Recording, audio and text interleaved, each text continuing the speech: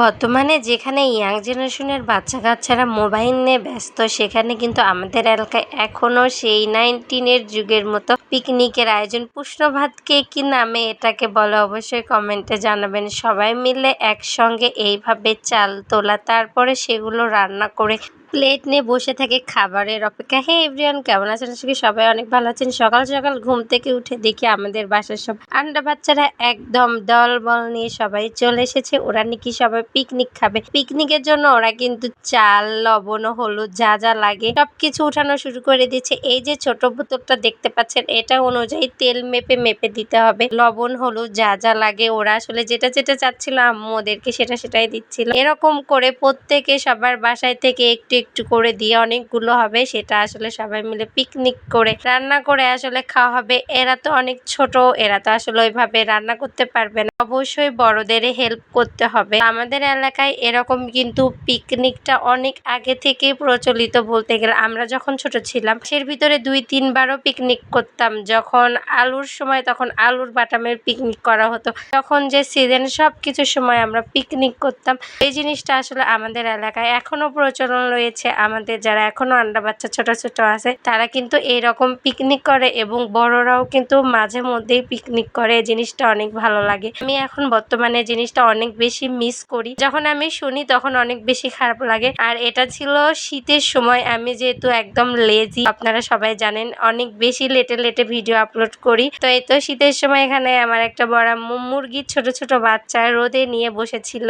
আমি সেগুলো সবকিছু একটু একটু করে দেখতেছিলাম এবং সবাই বাচ্চারা মিলে প্রত্যেকের বাসায় থেকে একটু একটু করে খড়ি নিয়ে আসতেছিল এবং একে একে সবার বাসায় থেকে এখানে চাল ডাল সবকিছু তোলা কমপ্লিট। আমি একটু দেখতেছিলাম কতগুলো চাল কতগুলা ডাল কি হচ্ছে, আপনাদের ভিডিওটা শেয়ার করার জন্য একটু ফুটেজও নিয়ে নিচ্ছিলাম। এখানে আমার একটা বড় মা চালগুলো ধুয়ে দিচ্ছিল। ওরা তো অনেক ছোট, তো ওদের আবদার পূরণ করার জন্য আসলে বড়রা সবাই আসলে হেল্প করতেছিল এবং ওরাও কিন্তু পিকনিকের আয়োজনে ওরা ছোট হিসেবে যেটা হেল্প করতে পারে ওরাও হেল্প করতেছিল। সবাই কিন্তু চুলা বানানোর জন্য করে একটা করে ইটে নিয়ে যায় রেখে দিচ্ছিল। এই যে অলমোস্ট সবকিছু কমপ্লিট। আমি এসে দেখি চুলা রেডি করে একদম রান্না শুরু। যেহেতু অনেকগুলো খিচুড়ি রান্না করা হবে, তো এই জন্য করে এখানে একটা বড় কড়াইয়ে নেওয়া হয়েছে। বড় কড়াই যেহেতু ঢাকনা নেই, এখানে কলার পাতা দিয়ে খুবই সুন্দর করে ঢেকে রান্না করা হচ্ছে। যে সবাই একদম থালা বাসন সামনে নিয়ে খাবারের অপেক্ষা।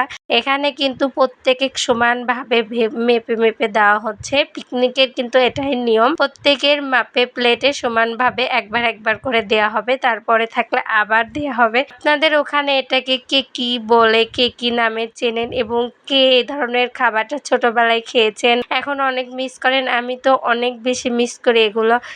অনেকগুলো যেহেতু ছিল এজন্য করে আবার আরেকবার করে দেওয়া হচ্ছিল। এই খাবারগুলো আসলে অনেক বেশি টেস্ট হয় সবাই মিলে একসঙ্গে। এই যে যার বাসায় নিয়ে গিয়েছিল, তারপরে যেহেতু বাচ্চারা দুপুরবেলা গোসল করে নেয়, বাসায় এসে গোসল করে সবাই মিলে মজা করে বাসায় আসলে খাচ্ছিল, অনেক আনন্দ করতেছিল। এই বিষয়গুলো আসলে অনেক ভালো লাগে। আমাদের প্রত্যেকেরই উচিত মাঝে মাঝে বাচ্চাদের এই বিনোদনগুলো দেওয়ার, এতে করে মোবাইলের প্রতি যে আসক্ত এই জিনিস থেকে বাচ্চাদের দূরে নিয়ে আসা যাবে। ভিডিওটা ভালো লাগলে অবশ্যই সবাই লাইক কমেন্ট এন্ড শেয়ার করে পাশে থাকবেন। আজকের মতো এখানেই বিদায় নিচ্ছি। সবাই ভালো থাকবেন, সুস্থ থাকবেন। আল্লাহ হাফেজ।